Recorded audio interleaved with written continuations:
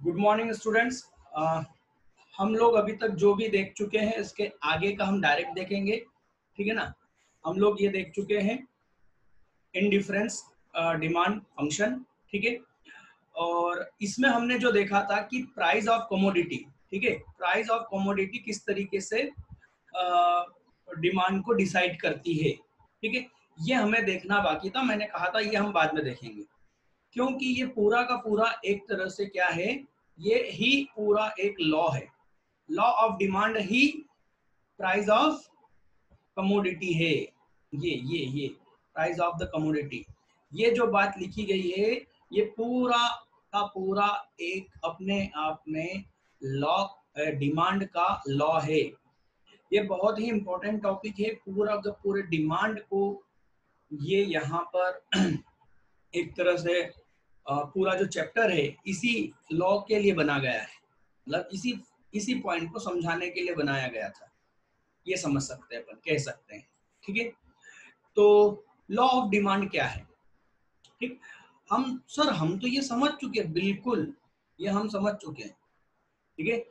तो law of demand कुछ भी नहीं है, सिंपली हम कहेंगे कि यदि कमोडिटी की खुद की प्राइस चेंज होगी, ये मान ले कोई कमोडिटी है, मार्कर ले लेते हैं हम, ठीक है, या पेन ले लेते हैं, पेन ले लेते हैं हम, है ना। तो ये पेन की क्या है, क्वांटिटी डिमांड, और ये पेन की प्राइस है। तो क्या हो रहा है, मान लो कि 10 रुपए की एक पेन है, तो हम उस पर कितनी क्वांटिटी डिमांड कर रहे हैं, 50 रुपए, हम 50 क्वांटिटी डिमांड कर रहे हैं। अब मार्केट में उसका क्या हो जाता है, 8 रुपए रेट हो जाता है, तो हम क्या करते हैं, 60 रुपए 60 क्वांटिटी उसकी ऑर्डर करते हैं। यदि वो 6 रुपए हो जाती है तो हम क्या करते हैं, 70।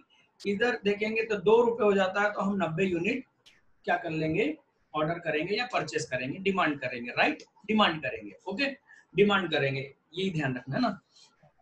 अभी आप देखोगे करंटली अभी बेटा किसका माइक ऑफ है, ऑफ करो। हम अभी देखेंगे, अभी आज 10 जुलाई की मैं बात कर रहा हूँ। अभी आप मार्केट में देखोगे जो प्याज है उसका रेट काफी कम हो गया है। बेटा किसी का माइक ऑन है, ऑफ करो बेटा उसको, बेटा माइक ऑफ करो, सभी लोग चेक करो किसका माइक ऑन है, अपना अपना माइक चेक करो, ठीक है।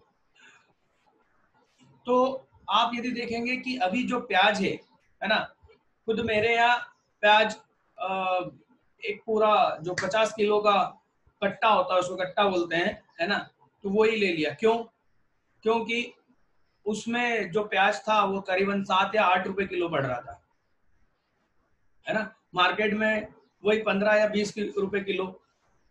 तो पूरा वो बंच 50 किलो का क्यों लिया, क्योंकि उसमें वो 7 रुपए किलो का मिला। 7 रुपए किलो है तो हमने 50 किलो प्याज एक साथ रख लिया। ये क्या है, यही तो डिमांड है, यही तो लॉ ऑफ डिमांड है कि भैया प्राइस घटेगी तो क्या होगा, डिमांड बढ़ जाएगी, ठीक है। ये देखिए प्राइस कम होते जा रही है, स्क्रीन पे देखें मेरे कर्सर पर, प्राइस जैसे जैसे डाउन होती जाती है वैसे वैसे क्वांटिटी डिमांड क्या होती जाती है, बढ़ती जाती है, इंक्रीज होती जाती है। इसी को हम क्या कहेंगे, लॉ ऑफ डिमांड, ठीक है। इसका उल्टा भी लॉ ऑफ डिमांड ही है कि यदि प्राइस बढ़ेगी, ये देखो ये प्राइस बढ़ रही है, अभी मान लो 2 रुपए किलो चल रहा है तो 2 रुपए पे 90, राइट। 4 रुपए चल रहा है तो 80, फिर 6 तो 70। मतलब क्या हो रहा है कि 2 रुपए, मतलब प्राइस इंक्रीज होते जाएगा तो क्वांटिटी डिमांड क्या होती जाएगी, कम होती जाएगी। इसीलिए इसको लॉ ऑफ डिमांड कहा है, ठीक है।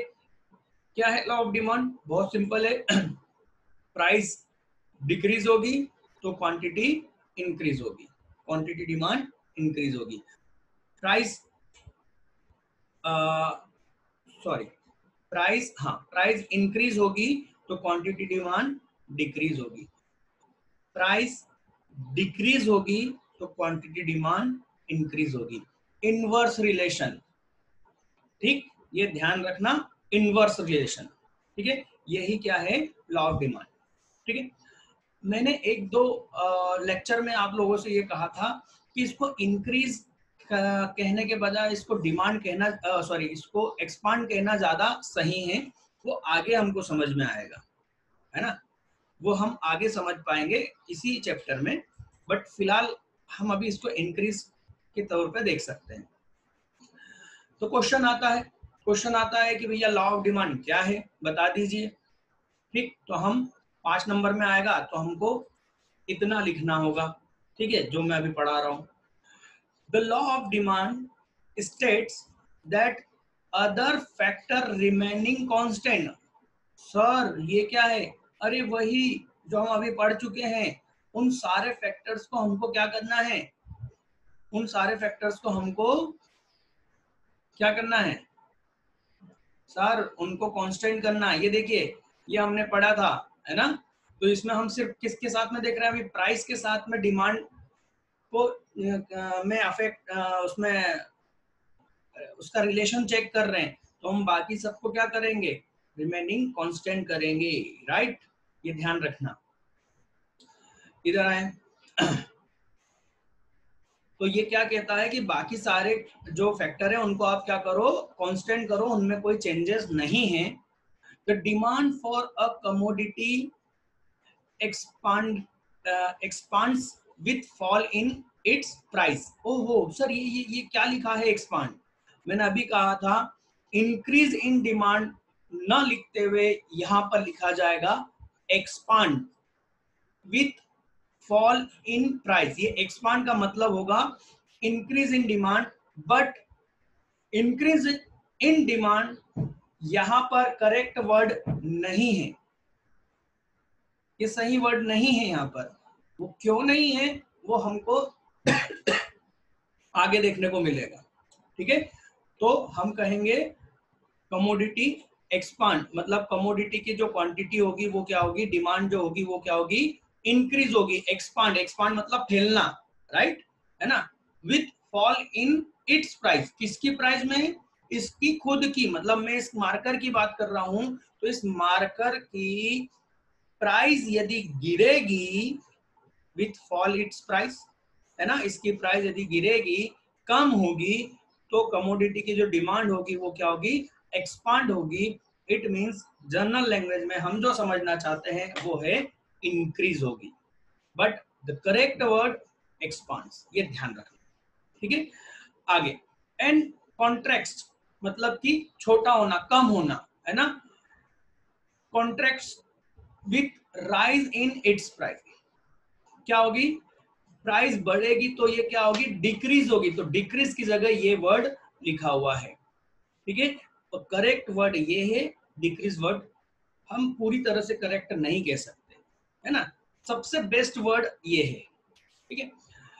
इन अदर वर्ड्स, दूसरे इसमें, ठीक है, law of demand state that there is an inverse relation, है ना, between the price of commodity and its quantity demand. मतलब कमोडिटी की प्राइस और उसकी जो क्वांटिटी डिमांड है, ये क्वांटिटी डिमांड है ना, उसके बीच में क्या है, इनवर्स रिलेशन है।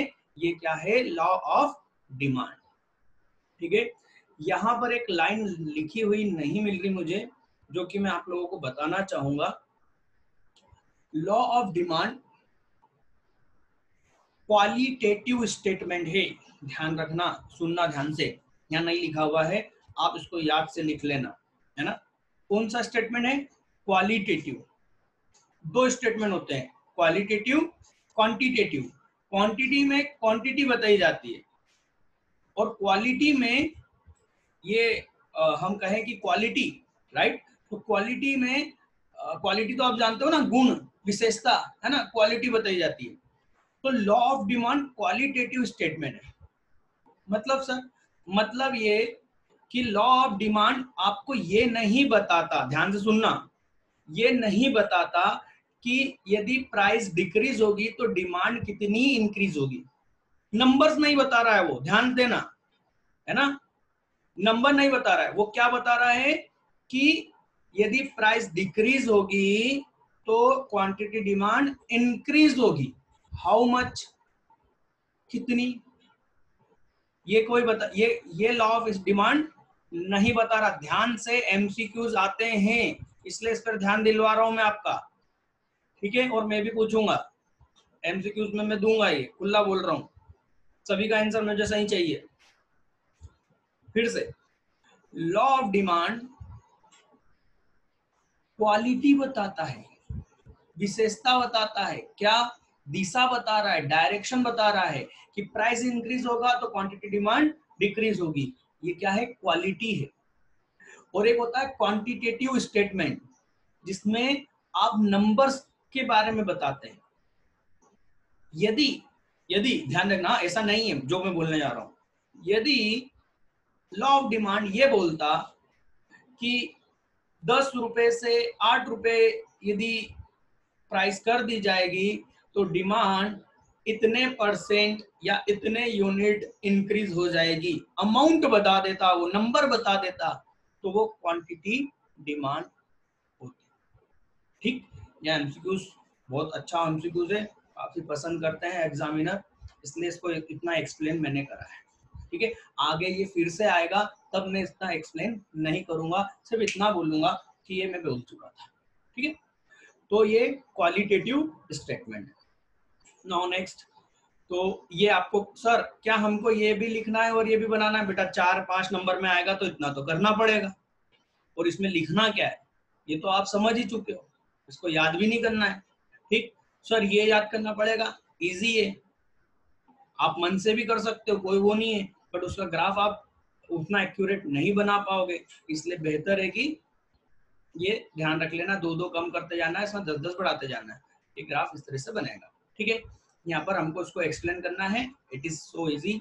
ठीक, now the assumption of law of demand, ध्यान से सुनना, इसको क्वेश्चन को घुमा के वो पूछता है condition of law of demand, है ना, शर्तें, लॉ ऑफ डिमांड की क्या शर्त है, क्या कंडीशन है, क्या assumption है।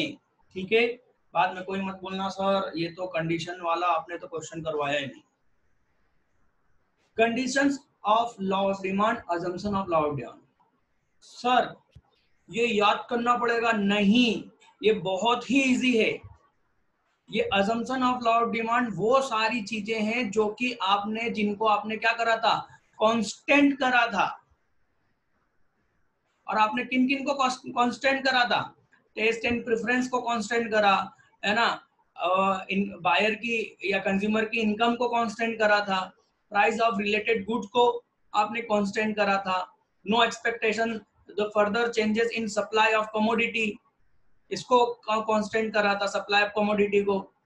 ठीक है, डिस्ट्रीब्यूशन इनकम में कोई चेंजेस नहीं, कोई चेंजेस ही नहीं पॉपुलेशन में। बेटा ये जो हमने यहाँ पर आगे जो हम अभी सब ये सारे पढ़ के आए हैं, और मैंने आपको क्या कहा था कि यदि हम किसी एक के साथ में रिलेशन इसका देखेंगे तो बाकी सबको कांस्टेंट करेंगे, यही अजम्पशन है। आपको सिर्फ इनको वर्ड को ध्यान रखना है जो कि आपको याद हो गए होंगे अभी तक, है ना। डिमांड फंक्शन याद हो गया होगा, तो इस डिमांड फंक्शन को आपको क्या करना है, बाकी सारी चीजों को कांस्टेंट करना है। ये हो गया आपका assumption of law of demand, खत्म, नहीं है इसमें कुछ भी। ठीक है, मैं पहले काफी दम से समझा चुका हूं, इसलिए इस पे मैं ज्यादा जोर नहीं दूंगा, ये आप समझते हैं। ठीक है, नाउ नेक्स्ट, और क्या क्वेश्चन आएगा मैंने बता दिया है। अब बनता है question causes for downward sloping of demand curve. भाई सर क्या मतलब, क्या मतलब क्या? अरे भाई वो पूछ रहे हैं कि डिमांड कर्व डाउनवर्ड स्लोपिंग होता है तो क्यों होता है। ध्यान रखना, एमसीक्यूज बनता है क्या कि डिमांड कर्व कैसा होता है, तो हम बोलेंगे लेफ्ट टू राइट डाउनवर्ड। ध्यान रखना, एमसीक्यूज में पूछूंगा, खुला बोल रहा हूँ, ये एग्जाम में आएगा, मैं जो लूंगा। ठीक है, तो यहाँ पर उसका कारण पूछा है कि ऐसा क्यों होता है। ठीक, देखना क्वेश्चन को कितनी तरीके से पूछा जा सकता है। सेकंड क्वेश्चन पूछा जा सकता है why does law of demand operate, मतलब लॉ ऑफ डिमांड में ऐसा क्यों होता है, लॉ ऑफ डिमांड होता ही ऐसा क्यों है कि प्राइस इंक्रीज करो तो क्वांटिटी डिक्रीज हो जाएगी, और प्राइस को डिक्रीज करो तो क्वांटिटी डिमांड इंक्रीज हो जाएगी। ऐसा क्यों सर, ये यहाँ पर पूछा जा रहा है, ऐसा क्यों होता है। बात समझ में आ रही है। Causes for downward sloping demand, एक ही चीज है, एक ही क्वेश्चन है, ठीक है। और यहाँ पर एक और क्वेश्चन मैंने बनाया था, why more of quantity it's purchase. एक क्वेश्चन मैंने बनाया था, शायद मैं बाद में बता दूंगा, मैंने काट भी दिया है, प्रॉपर क्वेश्चन में बता दूंगा, ठीक है। एक और तरीके से इसको पूछा जा सकता है। लॉ ऑफ डिमांड, चलिए तो हम कॉजेस देख रहे हैं कि ऐसा क्यों होता है ना, लॉ ऑफ डिमांड क्यों काम करता है। सबसे पहला कारण है law of diminishing marginal utility. मुझे कोई बताएगा क्या है law of diminishing marginal utility, कोई है सूरवीर जो बता दे। देखिए law of diminishing marginal utility हम लोग पहले देख चुके हैं, और वो यही है कि जैसे जैसे हम एक हमारे पास में क्वांटिटी किसी भी एक कमोडिटी की बढ़ती जाएगी, राइट, तो हमारा उस कमोडिटी में इंटरेस्ट क्या हो जाएगा, कम होते जाएगा। ये हम पढ़ चुके हैं। यदि अभी मेरे पास एक भी इंक बॉटल नहीं है तो मुझे इंक बॉटल चाहिए, और यकीन मानो अभी लॉकडाउन के कारण मेरे को ये डाउट था कि यार ऐसा ना हो कि इंक बॉटल ना मिले, तो मैं गया और मैंने बोला कि यार एक बॉटल मिल जाएगी इंक की, बोले हाँ मिल जाएगी। कितने की, 200 की। ना चलो रख लो यार। फिर मैंने बोला अच्छा दो दे दो ना यार, कितने में दे दोगे। उन्होंने बोला कि ठीक है वो 190 की लगा लेंगे यदि दो लोगे। मैंने दो ले ली। अब 200 की यदि वो दो देते तो हो सकता था कि मैं नहीं लेता, पर 190 की एक पड़ रही है तो मैंने सोचा यार ठीक है ले लो। अब मैं तीसरी बोतल तब लूंगा जब इसका रेट और कम हो। क्यों, क्योंकि अभी मैं सेटिस्फाई हो चुका हूं कि हाँ मेरे पास में दो बोतल है, अब मुझे ज्यादा जरूरत नहीं है। पर वो 170 की देंगे तो मैं सोचूंगा यार खरीद लो, 170 के हिसाब से रेट पड़ रहा है, अभी 200 के हिसाब से रेट पड़ रहा है, अभी 170 के हिसाब से पड़ेगी, खरीद लो, राइट। तो क्या होता है कि जैसे जैसे आपके पास में एक एक क्वांटिटी एक एक यूनिट जैसे जैसे हमारे पास आते जाती है, तो हमारी जो उसको लेने की जो डिजायर है वो क्या होती है, सेटिस्फाई हो जाती है। तो नेक्स्ट यूनिट के लिए हमारी जो विलिंग होती है, वो डिजायर जो होती है वो क्या होती है, कम हो जाती है, ठीक है। इसलिए हम अब खर्च तभी करते हैं जब हमारा वो उसका रेट क्या हो जाए, कम हो जाए। ये हम पूरा चैप्टर पढ़ चुके हैं, इस पे अब मैं नहीं बात करूंगा क्योंकि मैं पढ़ा चुका हूँ, ठीक है। आप लोगों को लगेगा तो आप वो वाला वीडियो फिर से रिपीट कर सकते हैं, देख सकते हैं, ठीक है। According to this law, as the consumption of commodity increase, मतलब जैसे जैसे हम एक एक यूनिट लेते जाएंगे, इंक्रीज करते जाएंगे, the utility from each successive unit, satisfaction, utility मतलब satisfaction from each successive unit, मतलब एक के बाद एक मिलने वाली यूनिट से जो सेटिस्फेक्शन है, गोज ऑन डिमिनिशिंग, क्या हो जाएगा, कम होता जाएगा। Accordingly for every additional unit to be purchase, इसके अनुसार हर एक यूनिट जो कि हम परचेस करेंगे, additional unit, the consumer willing to pay less price, consumer क्या चाहेगा कि मैं उस अगली यूनिट के लिए कम पैसे दूं, क्योंकि अब उससे मिलने वाला जो सेटिस्फेक्शन है वो मेरा कम हो गया है, ठीक। That is he will buy more only, वो और ज्यादा यूनिट तभी खरीदेगा एट रिड्यूस्ड प्राइस, कम हुए कीमत पर, ठीक। ओके आगे, income effect changes. Income effect changes का मतलब होता है कि अभी मेरे पास में एक बजट है ना, जैसे कि मेरे पास में बजट क्या है कि मैं 20 रुपए 30 रुपए किलो के मैं क्या करूंगा, प्याज लेके आऊंगा। ठीक, 30 रुपए किलो में मैं 1 किलो प्याज लेके आऊंगा। मार्केट में गया, पता चला कि यहाँ तो 15 रुपए किलो है। तो मैं क्या करता हूँ, मैं 30 रुपए में 2 किलो क्या लेके जाता हूँ, प्याज लेके जाता हूँ। क्यों? क्योंकि एक तरह से जब प्राइस कम हुई तो मेरी इनकम क्या हो गई, इफेक्टिव इनकम क्या हो गई, बढ़ गई। 1 किलो में लेने गया था, राइट, 30 रुपए लेके, पर 15 रुपए में ही 1 किलो मिल गया, तो अभी भी मेरे पास में 15 रुपए बच गए। तो मैं क्या करता हूँ, मैं उसको फिर से और खरीद लेता हूँ कि यार मैंने जब इसके लिए डिसाइड करा था 30 रुपए, तो ले ही लेते हैं, सस्ता है, right. Income effect change, change in own price, own price मतलब खुद उस कमोडिटी की price, causes a change in real income. Real income का मतलब होता है जो उसके पास में बचत है, मतलब उस हाथ में जो पैसा है ना, रियल इनकम। विथ मतलब वो इनकम जिसको वो खर्च कर सकता है, उसको रियल इनकम बोलते हैं। With a fall in price real income increases, accordingly demand for the commodity increases and vice versa. ठीक, भाव ज्यादा बढ़ा हुआ होगा तो क्या करेंगे, 50 रुपए किलो होगा तो हम आधा किलो लेके जाएंगे, नहीं भैया, ये क्या हो गया, वाइस वर्सा। सब्स्टिट्यूशन इफेक्ट, अब सब्स्टिट्यूशन इफेक्ट तो हम पढ़ ही चुके हैं, ठीक है। सब्स्टिट्यूशन का क्या मतलब होता है, जो एक दूसरे को रिप्लेस कर दे। It refers to substitution of one commodity for the other when one become relatively cheaper due to change in relative price.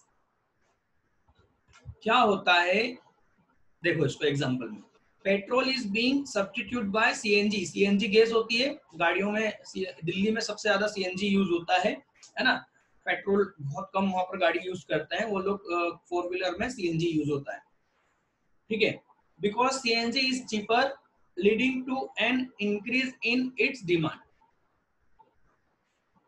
तो क्या है कि सीएनजी की जो प्राइस जो कम होती है, ठीक है ना, पेट्रोल के मुकाबले, तो जैसे ही सीएनजी और सस्ता होते जाता है तो उसकी और डिमांड बढ़ती जाती है, क्योंकि पेट्रोल क्या है, अभी भी महंगा है। जैसे पेट्रोल 80 रुपीज का चल रहा है और सीएनजी 50 रुपीज चल रही है, राइट। तो सीएनजी यदि क्या होती है 50 से 45 हो जाती है, तो और सीएनजी को लोग ही खरीदेंगे, क्योंकि सीएनजी और पेट्रोल के बीच का डिफरेंस क्या हो रहा है, बढ़ता जा रहा है। जो पेट्रोल वाले हैं कहाँ आ जाएंगे, सीएनजी पे आ जाएंगे। वो मैंने टी और कॉफी वाला बोला था ना, कि कॉफी वाले टी पर आ जाएंगे, ये वही है, ठीक है। Size of consumer group, when price of commodity fall its attract new buyer. ओहो सर, इसका मतलब जरा ध्यान देना, 5 लाख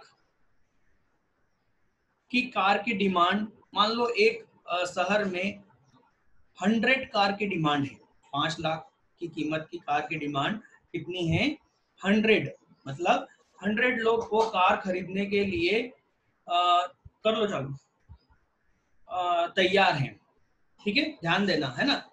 अब क्या हुआ, ऐसा क्यों सर, 100 लोग ही तैयार क्यों है, क्योंकि वो उनकी परचेस पावर के अंदर है। परचेस पावर समझते हो ना, खर्चा कर सकते हैं वो, उनके पास पैसा है, ठीक।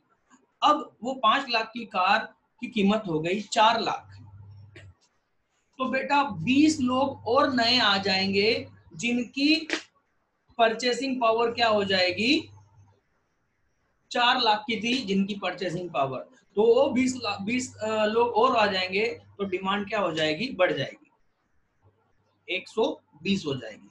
सिंपल तरीके से समझो इसको, प्याज जब 80 रुपए किलो चलता है ना, तो बहुत कम बायर होते हैं, पर जैसे जैसे, क्यों, क्योंकि हम खरीदना छोड़ देते हैं, हम बोलते नहीं भैया 80 रुपए प्याज कौन खरीदेगा, रहने दो, थोड़े दिन प्याज नहीं खाएंगे कोई दिक्कत नहीं है। पर जैसे ही प्राइस डाउन होता है, हम भागे भागे जाते हैं और प्याज ले लेते हैं। तो जब प्राइस डाउन होता है तो नए कंज्यूमर आ जाते हैं, नया बायर, नया कंज्यूमर आ जाता है, इसलिए भी डिमांड बढ़ जाती है, ठीक है। New buyer who can afford to buy it hence quantity demand rises. ठीक, डिफरेंट भाग बंद कर दो उसको. डिफरेंट यूजेस का मतलब जैसे कि मिल्क यदि कई चीजों में यूज होता है, राइट, तो यदि मिल्क का प्राइस जैसे ही डाउन होगा ना, तो उसकी डिमांड बहुत तेजी से बढ़ जाएगी. क्यों होगी? क्योंकि मिल्क से बहुत सारी चीजें बन रही है, तो उनकी डिमांड उनका जो मिल्क जिसमें यूज हो रहा है ना, उनकी प्राइस डाउन होगी तो वहां डिमांड बढ़ जाएगी.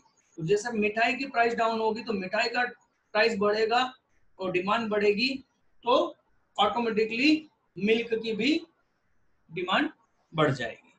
ठीक है.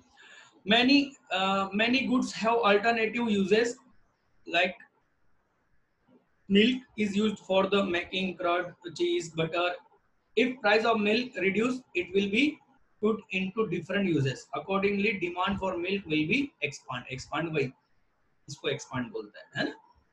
ठीक, तो यहाँ पर ये आपका एक क्वेश्चन कंप्लीट हुआ. आईएमपी क्वेश्चन बोल सकता हूँ, अच्छा क्वेश्चन है ना. ये 5 कारण हैं, आप इसको लिख सकते हैं. ठीक, एमपी बोर्ड के लिए बहुत अच्छा क्वेश्चन है. लॉ ऑफ डिमांड और उसका कॉस्ट, ऐसा क्यों होता है. ठीक है, तो ये ध्यान रखना, इसमें बहुत सारी बातें थी और ये क्वेश्चन बहुत ही अच्छा नॉलेज वाला क्वेश्चन था. तो आज के लिए इतना ही. इसके आगे एक दो शायद एक्सेप्शन बचे हुए हैं, है ना. वो नहीं, काफी कुछ बचा हुआ इसमें, वो देखेंगे. आज के लिए बेटा इतना ही है.